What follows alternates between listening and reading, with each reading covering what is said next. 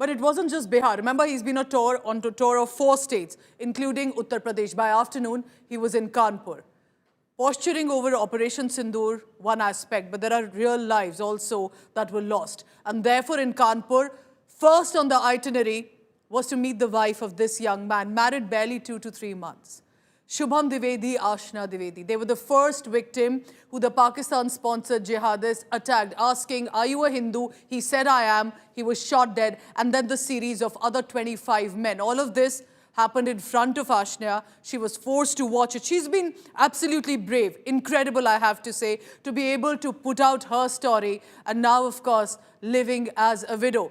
She and his family members met Prime Minister Modi at the airport this afternoon. Here's what happened when she spoke to India today. She revealed snippets from that visit and meeting.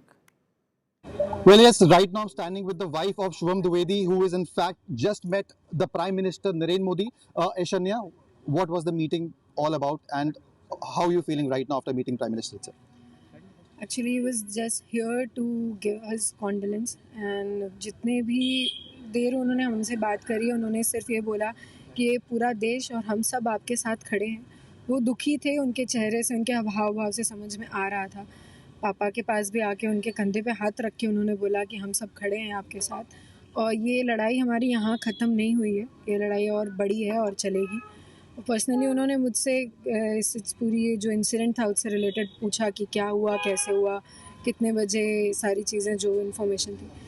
बाकी वो सब खुद जानते थे, वो खुद मुझे लगता है वो सभी के ऊपर उन्होंने नज़र रखी है, मैं कहाँ से हूँ या फिर ये फैमिली के बारे में, शुभम के बारे में, सब जानते थे, सब उन्हें ऑलरेडी। प्रधानमंत्री ने आपसे ये भी बोला कि जो लड़ाई है टेररिज्म के अगेंस्ट वो अभी खत्म नहीं हुई है। बिल्कुल, उन्होंने सबसे पहले ये बोला कि लड़ाई लंबी है और अभी चलेगी, उन्होंने ये बोला, तो इसका मतलब है। आपसे इंक्वायर भी करा उन्होंने इंसिडेंट्स के बारे में, जो वहाँ पे किस तरीके की गतिविधियां हुई? जी, उन्होंने पूछा वहाँ पे क्या कैसे हुआ था। इवन मैंने मेरे 1-2 ओपिनियंस थे, वो भी उन्होंने पूरा सुना कि मैं क्या कहना चाहती हूँ। तब मैंने उनसे कहा कि मुझे लगता है कि वो इंटरनली हिंदू मुसलमान को अलग करना चाह रहे हैं, शायद इसलिए वो आए थे, या फिर कश्मीर में चीज़ें सही हो रही थी, वो उसे ख़त्म करना चाहते थे इसलिए आए थे। उन्होंने सुना और एक्नॉलेज किया इस फैक्ट्स को।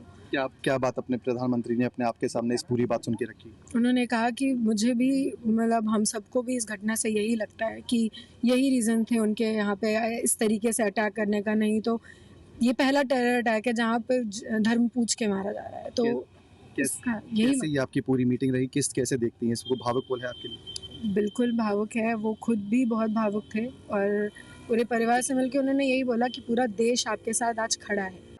पहलगाम के कायरना आतंकी हमले में हमारे कानपुर के बेटे शुभम द्विवेदी ने भी इस बर्बरता का वो शिकार हुए। बेटी ऐशन्या की वो पीड़ा, वो कष्ट और भीतर का आक्रोश हम सब महसूस कर सकते हैं।